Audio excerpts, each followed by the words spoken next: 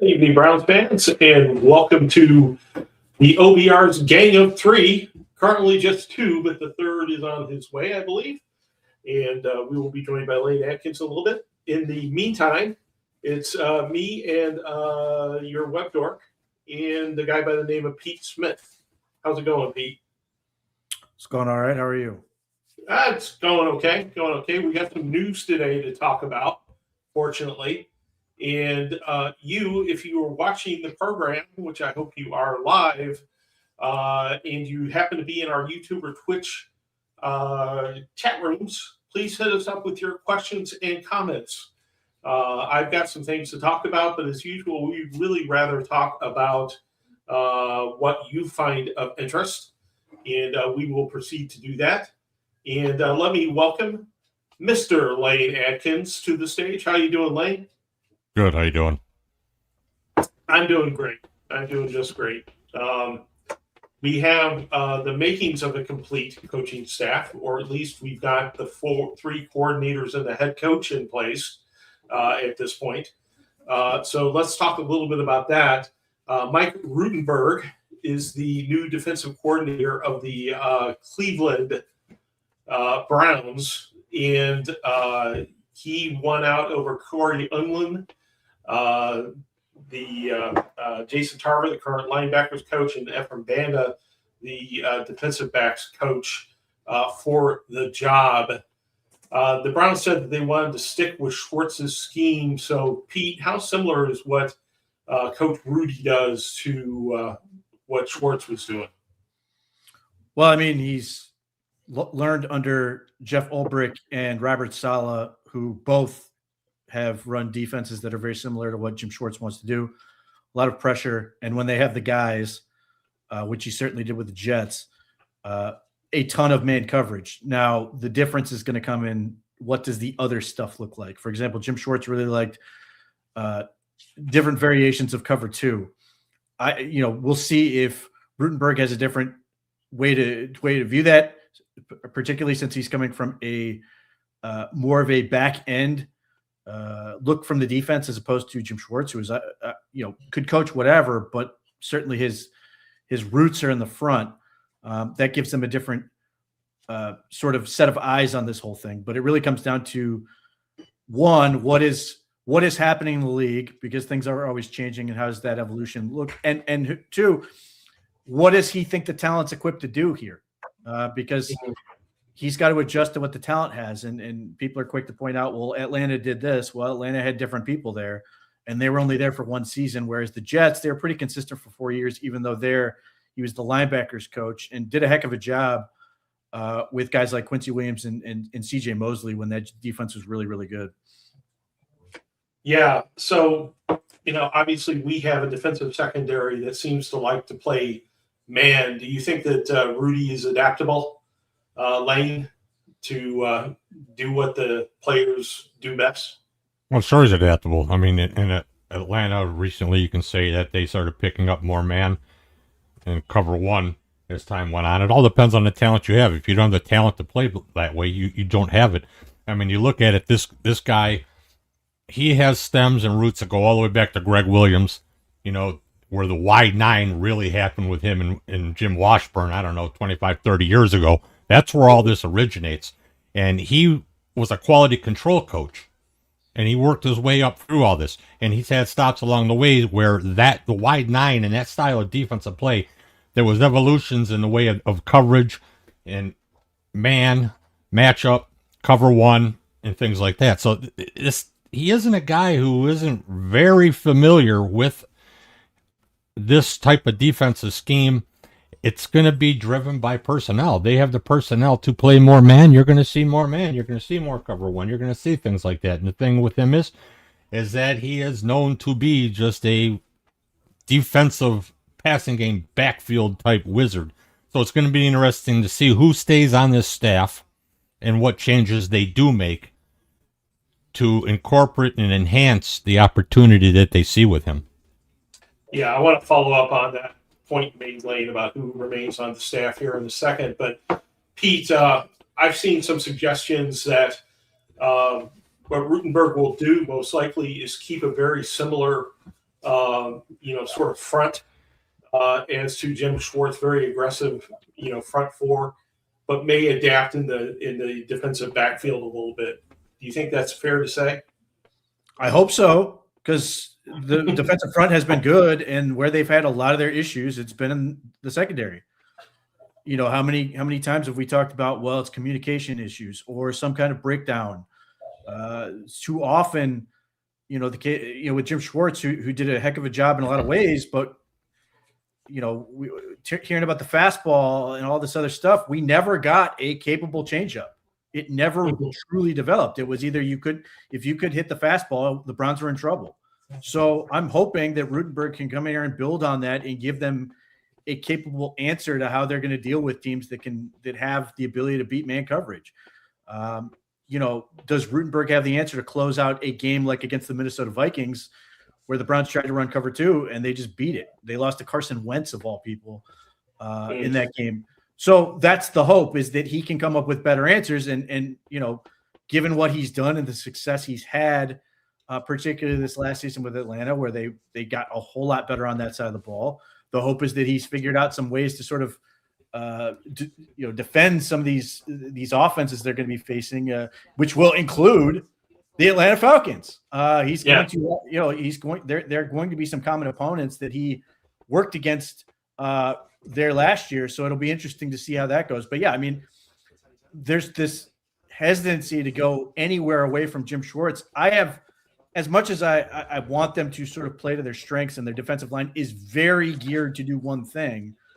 I'm way more open-minded to how he comes up with solutions at the back end, because I've been complaining, for better answers to that and better options, because they do things and they don't work. And we sit here and go, why don't they work? Why don't they communicate? Whatever. Hopefully he's got better answers than what they've had. So I want to go to a question. Obviously, we're asking for your comments and questions in the chat room, as always. And here comes one from Fumble 13. I want to go back to you on this one, Lane. You made an allusion to the notion that of keeping the defensive staff intact. What's your gut feeling going in about keeping hold of Tarver and Banda at this point? I don't see where it benefits either one of those coaches to actually depart. They're going to have a huge role in what the situation is going to be in Cleveland, especially Tarver. Being a more front-end guy, coaches linebackers like freaking crazy. I don't see where the benefit is for him to leave. Right. He was in the running. He had opportunity to interview for the position, which means that there was some seriousness to that situation. With your new defensive coordinator being a lot of coverage and defensive back guy, makes it a little interesting on what they want to do, especially with Banda and a defensive backs coach that's already in place there too. But I would think losing Tarver may be your biggest hit on the defensive side of the ball if something were to change. And right now, there's just no idea, because now they're early in this process of figuring out exactly what they're going to do on the defensive side. Right.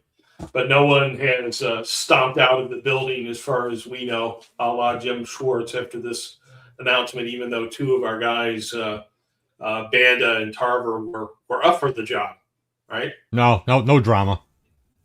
That's good. It's good to hear, right? One thing the Browns don't need more of it's drama. That for sure.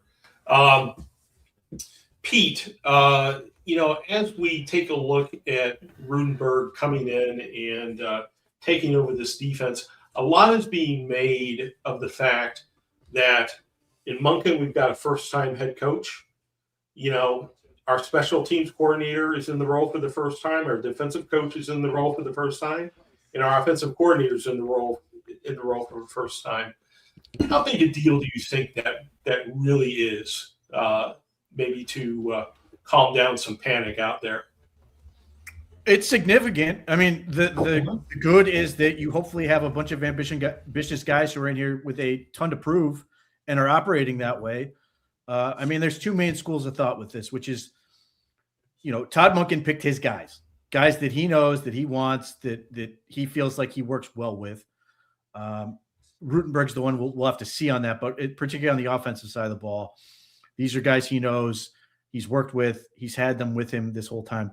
Whereas compared to Kevin Stefanski, who was a first-year offensive coordinator, when he got hired, he didn't have sort of a big staff of guys he could pull from in his history. So he had a more wide open search and happened to pull in more proven commodities right off the rip. Certainly Bill Callahan was a big get, but so is George Warhop for Monken. But by and large, he hired more names that people knew. They had a little bit more of a track record. Now, some of those guys didn't work. And so you run into this situation. Well, he didn't find the right fit with some of those guys. Obviously, people hate Joe Woods forever. One of the most overhated coaches this team has ever had. But nevertheless, it got them to Jim Schwartz. So, there's a world where we could see some of these guys be one and done. And then, Todd Monken, hopefully, assuming he's still here in a year, will have to go out and get some of those guys. But you want to hire, particularly for Todd Monken, and he seemingly has done this for the most part, is a bunch of ambitious guys who are looking to improve or build a career here, as opposed to guys who are on the backside and can sort of afford to coast and, have a mediocre year and then happily walk into another job. if you are Rutenberg, if you are Switzer, if you are whoever the hell they hired to coach special teams, you have to prove that you are worth that job because you may not get another shot at this. So it's important for those guys to matter. I mean, let's take the flip side. One of the reasons I didn't want the Browns to hire Corey Unland is because he was a defensive coordinator once in 2020. His team gave up 519 points. 4 teams scored over 40 against him, and they averaged 32.4 points per game. Now, there may have been perfectly good reasons for that, but it's like the Rams hiring Bubba Ventrone right after coming off the Browns stint, where everybody is now claiming that Bubba Ventrone can't coach. It's really not great when your only year of coaching, being the defensive coordinator, is 519. That's unfathomable amount of points in a year. So there is certainly reason for these guys to prove themselves, work as hard as they possibly can to make this thing work. So reference there to Corey Unland Lane. Let's talk about the process a little bit of picking out the new defensive coordinator. Unland, do you think he was doomed by that 2020 Lions season that Pete was talking about, or was he just out-interviewed? Well, it's on tape. It's on record. I mean, the defense was atrocious. And you could say that maybe he, made up for it for some of the work he's done here as an assistant and everything over the past few years. But the only problem is that when you're looking for a defensive coordinator and this guy has a body of work as a defensive coordinator for 1 year and they were atrocious, you have to have some kind of thought. And I wouldn't say it played into the situation, but I wouldn't be surprised if that in the back of somebody's mind, they didn't see that, or when they competed against that guy in his defense, or how he schemed. So, you flip a coin because it's all, you get a bunch of BS from everywhere you go when you get down to these things. Thing came down to is that we were told that Rutenberg was very prepared, interviewed very well. He had answers to what they wanted to hear. He's an aggressive coach, has a long history of playing, coaching, working with players in schemes of similarity. At the end of the day, that was the guy that they felt covered the 3 basic core fundamental functions of defensive football, as well as the communication standard that they wanted to see.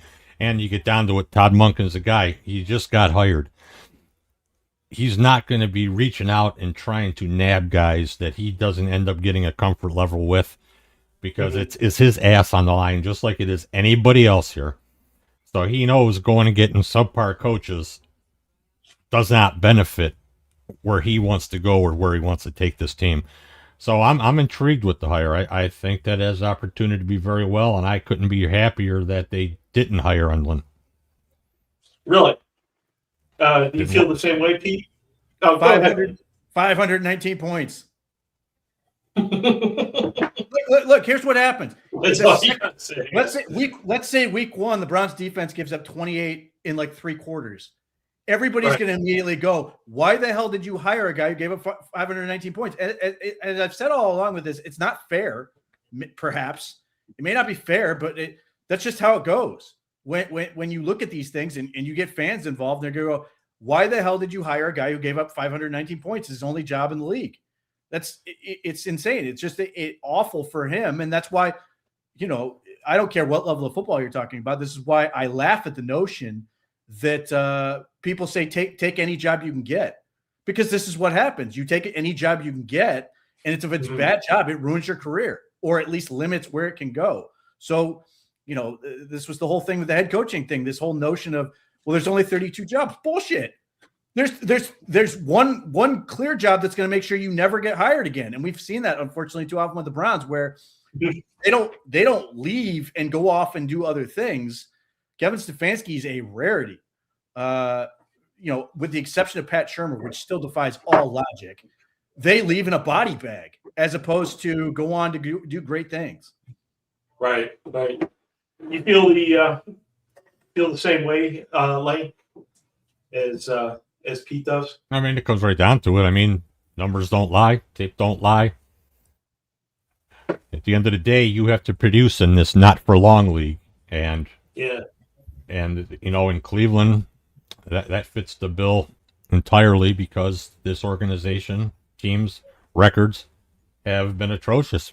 That's why you see coaching changes all the time. And nobody ever sticks anywhere because you just can't get it right in Cleveland. So here's to hope that the football gods are looking down on Cleveland and are giving them an opportunity now, because the big hangar they're building in Brook Park is going to demand it. That is for certain and for sure. That is for sure. So, as we take a look at Rutenberg and his, chances for success with the Browns, I guess there's an open question of how much of that defensive success that they've enjoyed the last couple of years was because of Jim Schwartz, and how much of it was because they have a great set of players here. And I guess, Pete, the question to you is, do you think it was just a compliment that worked well between Schwartz and the set of players, or do you think that there's a lot of different coaches who could get excellent performances out of this unit? Well, there's no question that Jim Schwartz can coach. I look at guys like Devin Bush, who came here as a flyer. I look at guys like Ronnie Hickman, who came here as an undrafted rookie. Miles Harden, a 7th-round pick, and they've gotten production out of those guys. Aiden Huntington, some of the guys they brought in, but you only need to look at how Jim Schwartz has operated since he's gotten here, which is basically being the loudest advocate for getting him more talent. He is the squeakiest wheel in terms of making sure everybody knows exactly what he wants, when he wants it, and how much of it he wants. So when he came to the Browns, he basically dictated terms. You are going to get me A, B, and C on the defensive line, or this isn't going to work. You are going to get me excellent cover corners, which they largely had when he got here, but nevertheless, like what's sort of been really interesting to me are the people. Obviously, he's not going to coach this year, but there were people who were like, well, if we hire Jim Schwartz, we're automatically going to get a top 5 defense. No, you aren't, because you have to make the investments. The Browns had Myles Garrett. They had Denzel Ward. They had Grant Delpit. Those are very good players. But they signed Malik Collins. They take Mason Graham. They take Carson Sweatshirt. These were not like coupon picks that they made that have been really good. These are premium assets that they are. The 4 biggest moves the Browns made this past year were on defense. So they should be good on that regard. So Jim Schwartz absolutely is a good coach. You can't punish him for having talent, but there's no question that talent is a huge component of this. If not, and which is unfortunately part of the problem with Jimmy Haslam in this whole situation, is he seemed to expect Kevin Stefanski to perform alchemy last year on offense, where he was being told you need to turn lead into gold and do it quickly or you're fired. And then goes, well, look at the defense. Look how great it is. Like, it's not realistic. Your team reflects your priorities. Defense has been the priority as of late, has gotten all the bells and whistles, all the toys, and it's playing well as a result. Whereas the offense has gone wanting, and now we are in a off season where everything points to now we're going to invest on this side of the ball. Well, hopefully that's the case, because it needs it. Yeah, well, it clearly does, but yet there is a question in our chat from our buddy Fumble, who is, I'm sure, listening to all the stuff that's out there about Caleb Downs. Caleb Downs is all of a sudden a subject of discussion for some reason about the Browns because he's such a good player. And Fumble sort of asks, is there any defensive player you could pick at 6 that makes the defense impregnable that would make you pass on an offensive player with our first pick? So I'll point that to you, Lane. Is there any defensive talent that would make you go to that side of the ball? While sitting in the position, knowing what the Browns' issues are, I don't go defense at 6. I can't bring myself to that when I can see a wide receiver like Lemon, your offensive lineman, if they end up working and proving outright.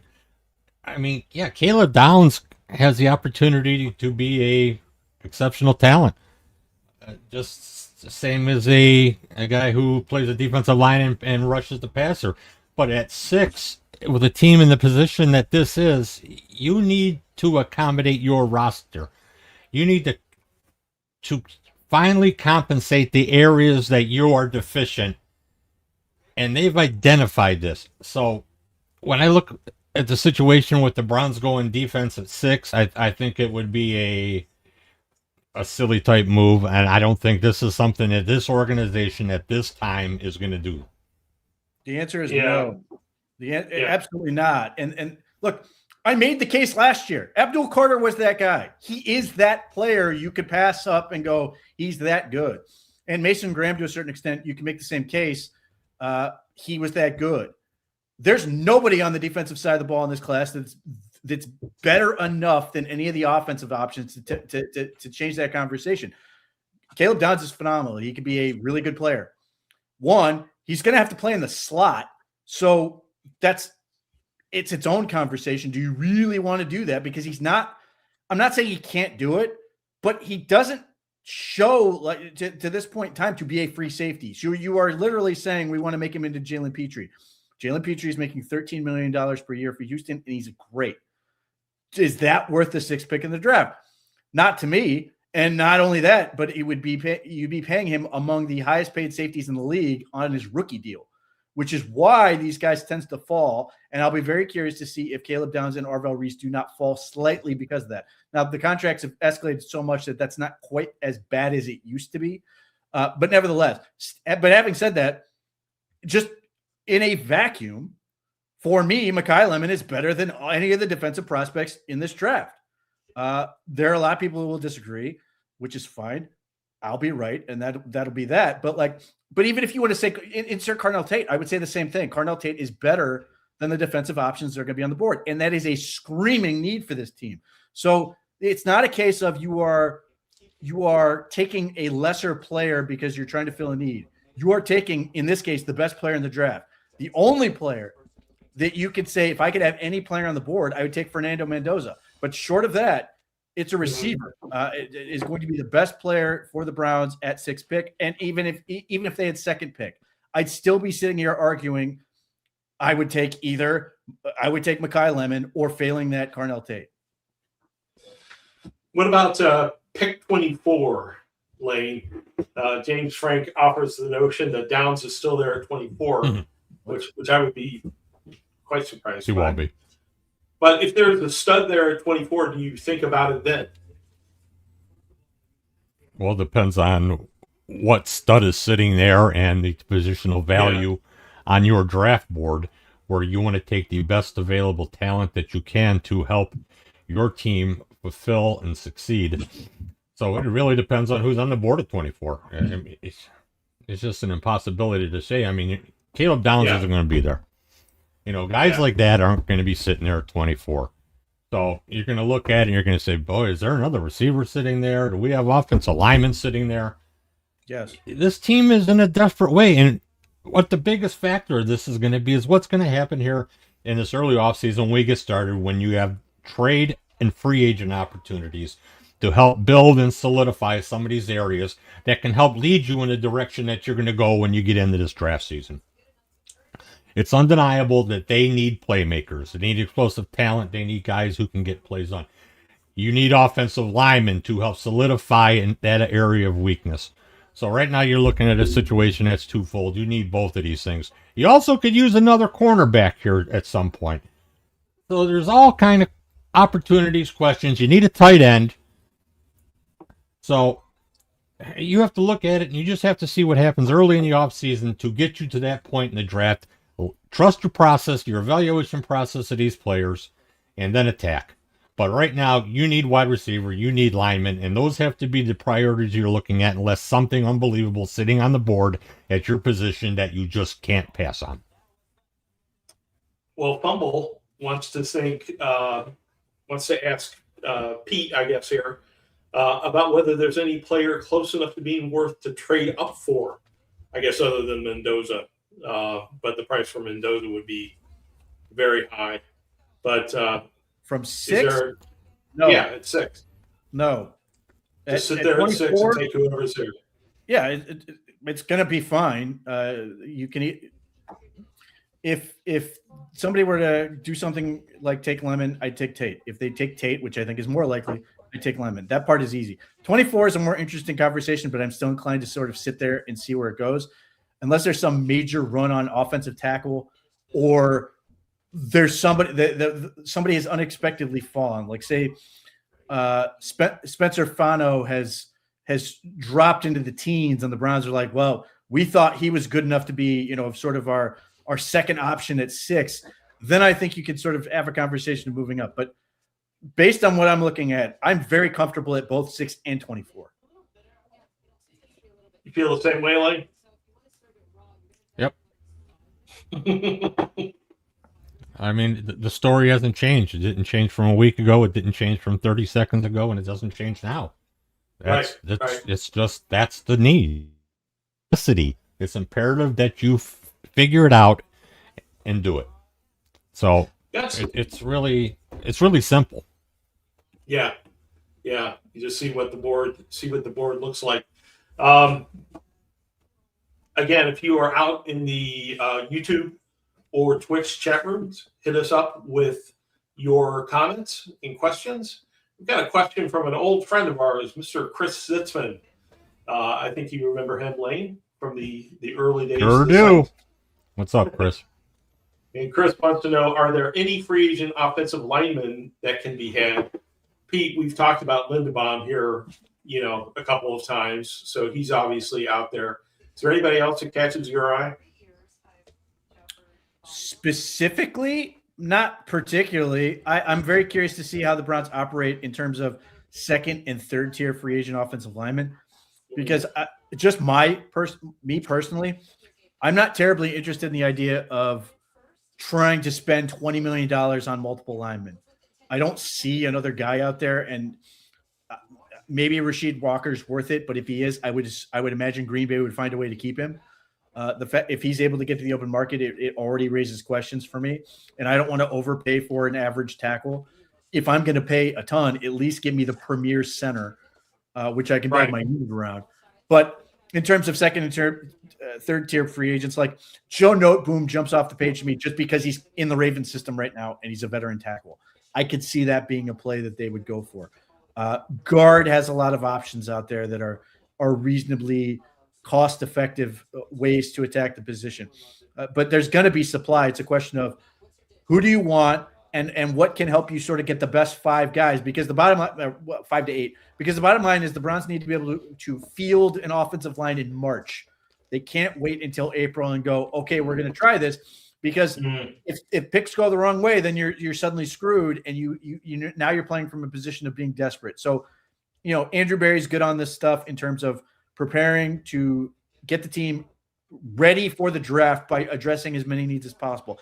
Two needs he's probably going to struggle to address are quarterback and wide receiver. In terms of, yes, he could theoretically get a wide receiver, but is he going to get what they really need, which is a premier wide receiver?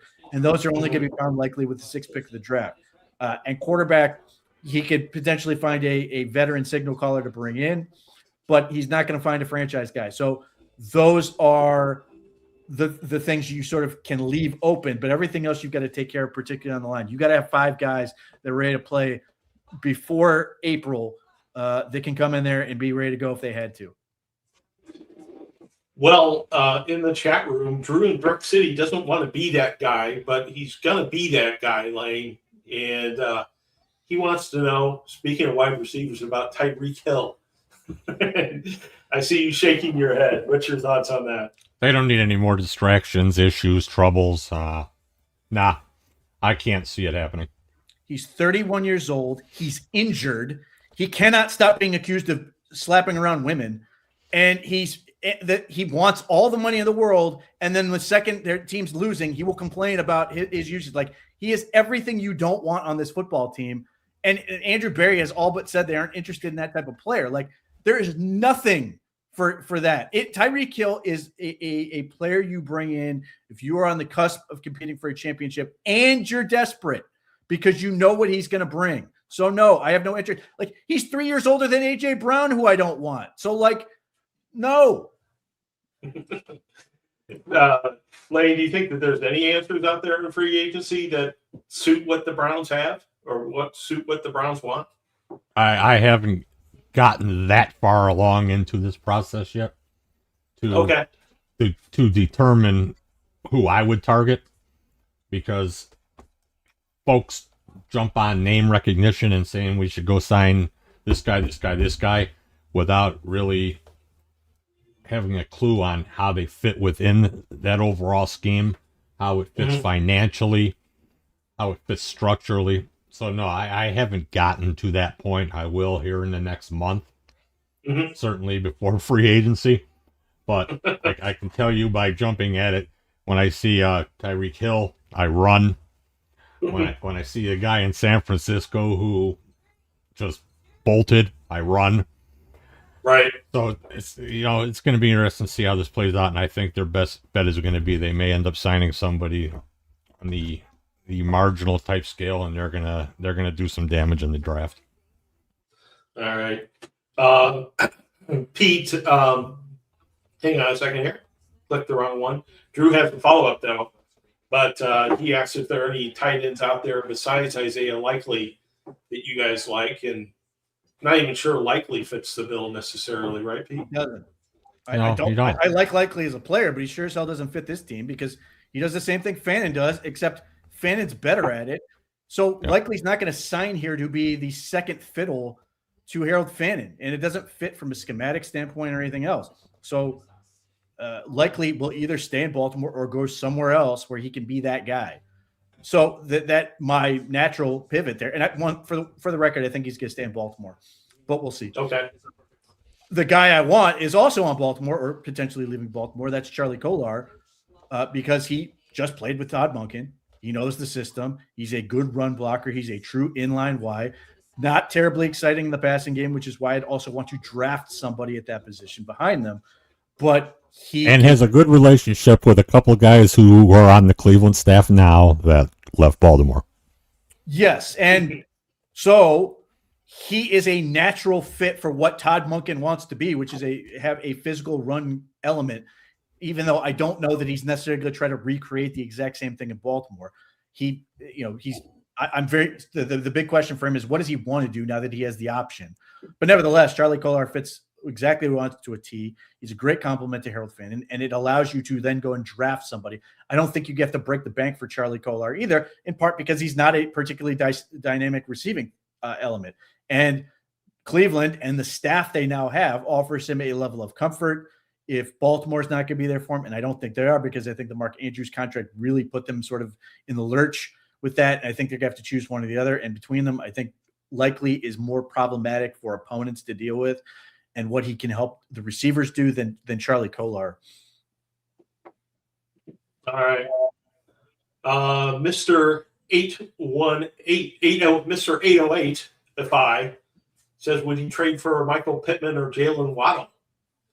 Lane, I'll point that to you. There's enticing qualities in both. Pittman has shown that he can play at a reasonably high level. Waddle, I just he disappears. Has explosive qualities, lacks consistency, but a huge upside. It really would depend on what one of those type of guys what it would cost you. I'm just not inclined to guess at this time that that's where the Browns would go. So I would say no right now.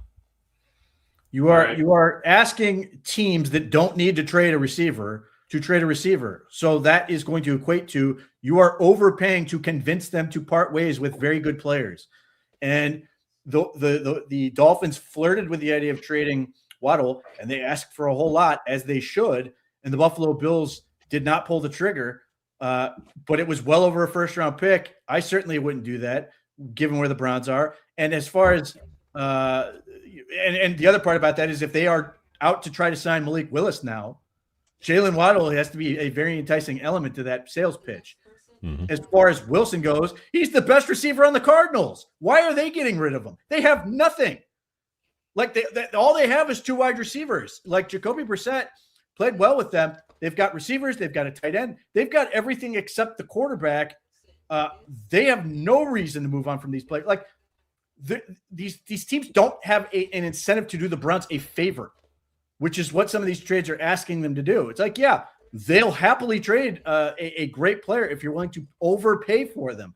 But why are the Browns overpaying for these guys? It makes no sense. Are the Browns trying to make it to the Super Bowl this year, or are they trying to be functional and hopefully, flirt with being 500? Teams that flirt with 500 should not be making massive deals, which likely also involve lucrative contract extensions with no quarterback. I mean, let's just make it simple. It's preposterous that we see all these names pop up because those deals just don't happen. A team like the Browns coming into a season where they want to change offensively and build this thing, you're not going to give away all these prime assets that you have to even entertain something like that, which is going to cost you more than it is you just going into the draft and getting your guy because you sit in a position to do it. And that's going to factor into this whole thing because you're not going to give up multiple picks for one of these guys when you can sit there knowing that you're in a prime position in the first round to get quality receiving talent if that's your direction. Now, if you get somebody on the cheap in free agency or via trade, that's one thing. But you have it in your back pocket already knowing that you have the ability and the capabilities to begin to rectify the issues you have on that side of the ball. So I just don't see where it's a proactive notion to do this unless you're just getting something on the cheap that really you shouldn't get. Right. Yeah, I don't know that there's a Jerry Jeudy trade out there to be had or Amari Cooper. And since it was brought up, Alec Pierce, I want even less. Alec Pierce just got over 1,000 yards, and he's going to get $20 million on the open market. And people are currently pissed at Jerry Jeudy, who was a 1,200-yard receiver in Cleveland and makes less money than that. So you want to overpay for Alec Pierce, who has done less than Jerry Jeudy has. You want to rectify the Jerry Jeudy situation, get a quarterback that can get the ball out on time where it's supposed to be, and Jerry Jeudy will be productive. And not only that, but he will be better if you get a real quarterback, Geno Smith, and he throws the ball on time, which he does, and you now have, if you go into this thing, you have Jerry Jeudy, Harold Fannin, and you add, I don't care which, Mekhi Lemon and Cornell Tate, you have a real offense. And if you have a real quarterback that can function and they can protect a little bit, you're going to start moving the ball pretty well. Now, obviously, the quarterback needs to be figured out, Geno Smith, but that still leaves you in a position where you will have a professional-looking offense real fast. So if like Todd Monken's trying to turn this thing around, you should call the Raiders and see what they're willing to do because they don't want to pay Geno Smith something like $26.8 million for the season. And they're about to draft Mendoza, and I don't think Geno Smith has any interest in staying there another year. So that's a situation where you're sitting there going, well, this is the type of deal you make. The Raiders have an incentive to move Geno Smith because they have very little leverage, which is right where Andrew Berry wants to negotiate from. And maybe that's your real answer. In addition to that, Geno Smith has a pre-existing relationship with Shedeur Sanders, which I think will benefit him. But he's a legitimate starting quarterback, and the Raiders sucked last year. That's fine. And everybody's going to point and go, well, the Raiders were off one. He was really good against the Browns despite getting hit 20 times. And you go back and look at him with the Seahawks the previous 3 years, I would hope that it sort of plays out a lot like Jeff Garcia did, where Jeff Garcia was really good, went to Cleveland, sucked, then left and went to Tampa Bay, and immediately went back to being good because they asked him to play in an offense that made sense for him. I think Geno Smith is exactly who they should be targeting, even though I know they want to play, they want a lower age guy. But Geno Smith is a very short-term investment that allows you to get through this season and puts you in position to try to go get what they really want to do, which is attack quarterback in the 2027 draft. It's relatively simple. Geno Smith was productive until he got to the Raiders. You thought the Browns were a shit show. The Raiders were even a bigger shit show. So let's be realistic. A team that needs a quarterback, that's in a pinch, that needs that stopgap 1 or 2 year guy, then Geno Smith is a prime candidate for that type of role because he can still play the game. Right. We can sit here and talk about the Browns and Shedeur Sanders and Deshaun Watson and Dylan Gabriel till you're blue in the face. Well, that's exactly that. It's like you're beating your head against this wall that I'm pounding on right now. When you have 4 quarterbacks, you have none. So you figure it out and you get somebody that's proven it can do it and that can help you achieve where you want to take this thing. And if that means Shadur Sanders is in camp and he's competing and he's lights out, that's even better for the process. That is better for the process to make competition, make players better. Deshaun Watson, who knows? He's gonna get a coaching look when we get into this thing. Does it matter? Can his legs move? Are his feet gonna blow off? Is he gonna fall and I can't get up? We don't know. But he's at least gonna get a look. But at the end of the day, you need a quarterback, regardless if you want to say Shadur Sanders is your quarterback or Deshaun Watson is your quarterback. You still need to bring somebody in here that is proven and capable if you want this team to start to succeed and reap those benefits of growth and development. Right. Now, Pete, you were referring back to 2027 quarterback draft. One thing that, I can't help but think is that Andrew Berry's got one shot to get the quarterback right after 6 years. I don't know if you agree with that or not, but Monken and Berry both sort of have like one opportunity. And the question is, do you want to spend that on a Malik Willis, or do you want to hope that the much ballyhooed 2027 draft, quarterback class doesn't turn out to be an illusion? I think you have to be very careful. I don't doubt that the Browns will make a pitch to Malik Willis. I just have every reason to believe he will say no. And like the Browns can talk up, Todd Monken did a great job with Lamar Jackson and everything else. Well, he doesn't have Baltimore's players here. And when free agency starts, Malik Willis is going to be the prime target at quarterback. The Browns will not have signed a single offensive lineman. They will not have drafted a receiver. So all Malik Willis is going to sit here and do and see the talent that this team doesn't have. If I'm not mistaken, he is the same agent as Deshaun Watson, which doesn't necessarily mean it's a no, but he knows what's on this team. So the reason I think if Miami wants him, he's going to end up in Miami. He's been in Green Bay. Green Bay Packers just signed a Green Bay assistant coach to be their head coach. They just hired a Green Bay front office guy to be their GM. They have Jalen Waddle. They have a left tackle that's at least interesting. They have Devin A-Chain. Malik Willis may not get many shots at this. We shall see. He may love the idea of one being in Florida and Miami in particular, no state tax, and he may look at those offensive weapons and go, yeah, Cleveland has no shot at this, and I wouldn't blame him. So I understand the idea from Cleveland's standpoint. He's talented. He's interesting. Now, it is a huge risk-reward play because Malik Willis has looked very good in 6 starts. That's a lot to bet on, again, after you just did Deshaun Watson. So I'm not saying, I think they will make a pitch. I think they have to make a pitch given where they are currently sitting because Malik Willis could theoretically solve the issue. And my sneaking suspicion is to get more money that's being put out there.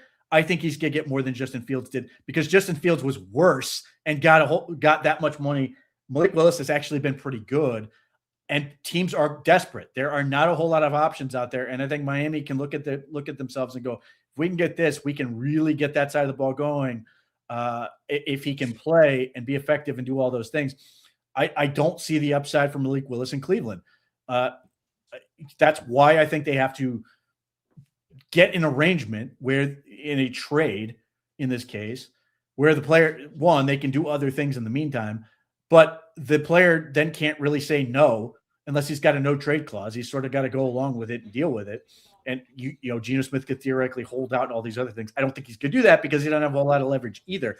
Malik Willis has all the leverage. So I just don't see any way that this makes sense unless the Browns overpay in a way that they will absolutely regret. You'll get Tyler Huntley and like it. Possible. Tyler Huntley's fascinating because every coach loves him, but nobody wants to actually put him on the roster. Right. So, yeah, I mean, Kevin Stefanski loves Tyler Huntley. Todd Monken loves Tyler Huntley. Like everybody loves Tyler Monken, but just not enough to put him on the actual roster. All right. A little bit of a mystery last week, and I'll see if either of you guys know anything about what happened here. But your friend Adam asked, "Can you guys shine any light on the Daniel Stern hire non-hire? Everyone initially reported he was Cleveland Brown, but now he's off to Seattle. Did he just prefer the chance to work with the Super Bowl champs?" What's your read on that, Blake? Well, the reason why he wasn't a hire anywhere was they got through that process in Seattle, and if he didn't go to Seattle, he would have probably ended up in Cleveland. Mm-hmm. Just the way it is. I mean, if you look at it apples for apples, I mean, why wouldn't you want to go to Seattle?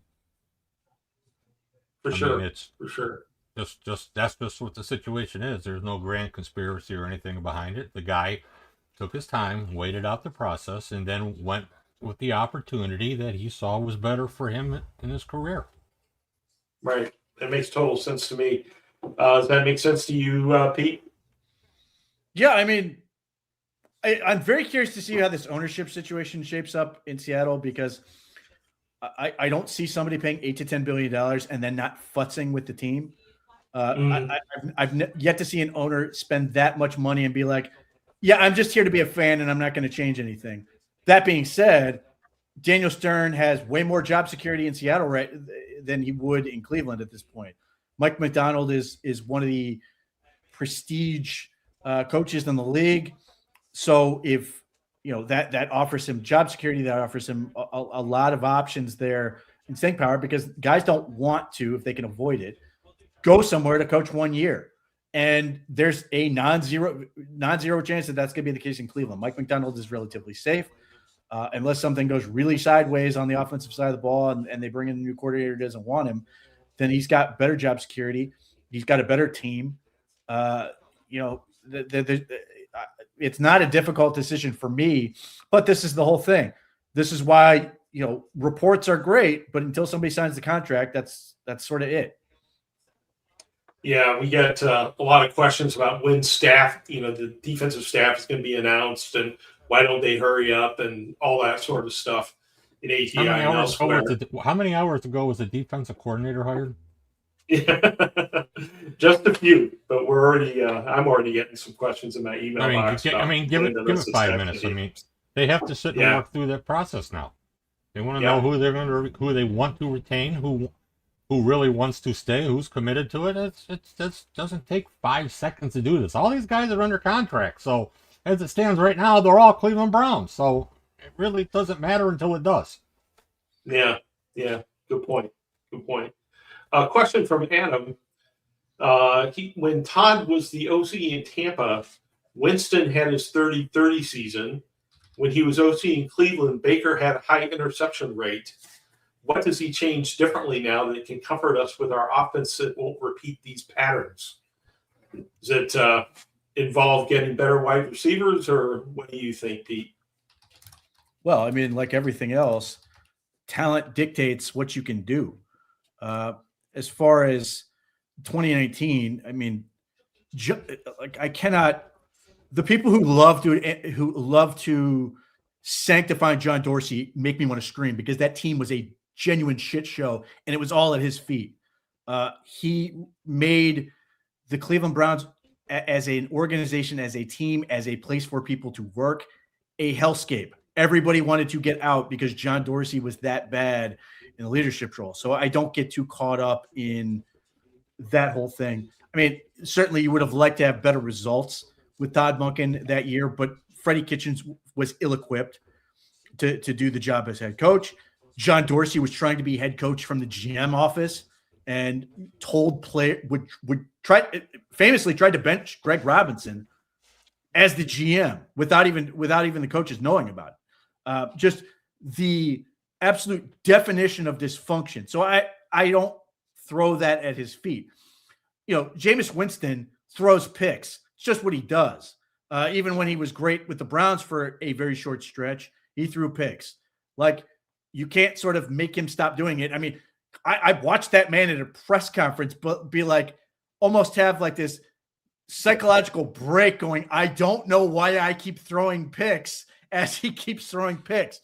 So look, talent is the whole thing. You are as good as your talent allows you to be. when he managed to make Southern Miss into a program that mattered for a moment. He went to back-to-back national championships, running the offense for Georgia. He had one MVP season for Lamar Jackson. Should have been two. And then this past year, Lamar Jackson got hurt and the offensive line stunk. So the offense regressed. That's sort of the nature of the beast. So I don't worry about that. I worry about what I'm curious about is what is his vision. And I've said this before, but like he has gone into places where they've had guys there and he said, okay, I'm going to do with this because this is what I've had. Now he gets the opportunity to say, I'm the architect. I get to design this thing and I get to, sort of pick out the players that I really like to do it and the roles and all these things. I'd like to know what he wants to do. And then the second part of that is Andrew Berry as the GM has to be able to make it happen. And if he can do it, if he can, and I'm not trying to say if he can repeat the 2025 offseason, which was brilliant, but if he can have similar success and deliver players, particularly at 6 and 24 and 39, this thing can get going pretty quickly, even if it's just to get to average. Because if we had average last year, they're potentially a playoff team. Just to touch base real quick on Todd Monken and his time in Tampa as the OC when Jameis Winston was there. I think he was the offensive coordinator, I don't know, 2016 to 2018, where Tampa Bay had arguably the most proficient pass offense in the NFL. Jameis Winston had a season of, 30-30. The year following, I think it was 2018, if I can recollect correctly, Todd Monken was calling plays in the last year, and Jameis Winston had a fabulous season. And that wasn't a 30-30 season. No, in fact, Todd Monken wasn't even there for the 30-30 season. That was 2019. 2019, that the year following. Yeah, so 2016 to 2018 is when Todd Monken was there. And to your point, yeah, he was, Jameis Winston was, it was Jameis Winston's second year to his fourth year. Year 5, 2019, he was in Cleveland while Jameis Winston was throwing 30 picks. Yep. So let's squash that right now because fact is fact. Jameis Winston also says that Todd Monken was one of the most influential people and appreciative towards him for what he did for his career and helping him try to understand things. So let's put an end to that right there. As far as the 2019 season, Todd Monken, had a OC title, didn't call the plays, got the team ready, and Freddie Hot Plate Kitchens just decided to, do whatever he wanted to do during game week. John Dorsey was probably on the bat phone telling him to do whatever he was doing. So, let's get away from all the bullshit narratives and just call it what it is. The guy has proven at every stop he can coach. He can coach football and has been successful. So he may not be the popular choice in Cleveland because he isn't 35, isn't that big name. Only problem is wherever this guy has gone, they've been productive offensive football teams and they've won. So let's give this guy the opportunity and the benefit of doubt to see who he is and what he can accomplish here. Because in the 2019 season that you referred to in Cleveland as the OC with Baker Mayfield, that was just a train wreck and it should be obliterated from everybody's record and mindset. So that's all I got on Todd Monken. Fair enough. E. Gillen lets me know that the Browns are Desperado Mariscal de Campo. I never studied in Spanish class, so I have absolutely no freaking idea what that means. If that even is Spanish. I don't know. It could be Latin or something like that. Drew in Brick City says, is Zinter going to make an impact or on the active roster game day this year? I don't know. We'll see. He may not have made the team by August. Right, I was going to say, we'll talk to you in August because nobody knows. He's got an opportunity. Look, he's going to get every opportunity because the 3 guys ahead of him are either not coming back or are currently scheduled to be a free agent. So, we'll see if, year 3, it's time for him to sort of make a move one way or the other. But, there's absolutely a world where I could see Zinter sort of traded for some underwhelming return near the Right. start of the season. There's also a world where I could see him playing and either potentially at guard or even at center. Only thing I can guarantee you is that there won't be all this BS him hawing around about who's going to play, who can play, and who can't play with George Warhop as the offensive line coach. They will get to a decision. Guys who are going to play are going to play. And, this little ballerina dance that we got going with some of these guys here who get drafted or they sign, who flip-flop through the roster and never play, there's going to be some resolution and definitive action taken to some of these type of moves instead of always that hopeful, wishful thinking thing. It's either this guy is going to be able to play or he's not. It's no more gray areas. Fair enough. Fair enough. One last question before we go. I will point this at you, Pete, and Lane. You can pick it up if you want to. I keep seeing, Kevin Cycle says it too, I keep seeing media pushing Dallas picks 12 and 20 for Browns picks 6 and 39. Sounds like a pretty good deal for Dallas because they get to pick up Caleb Downs.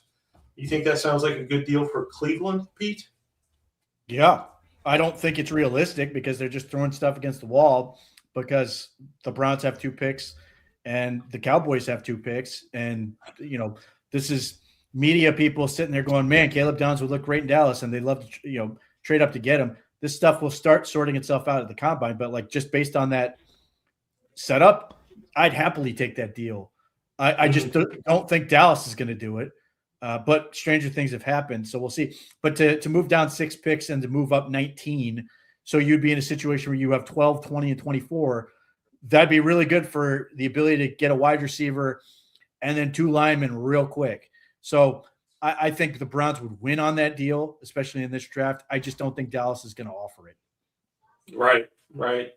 Lane, do you want to make up any trade proposals or something like that we could put out on the internet?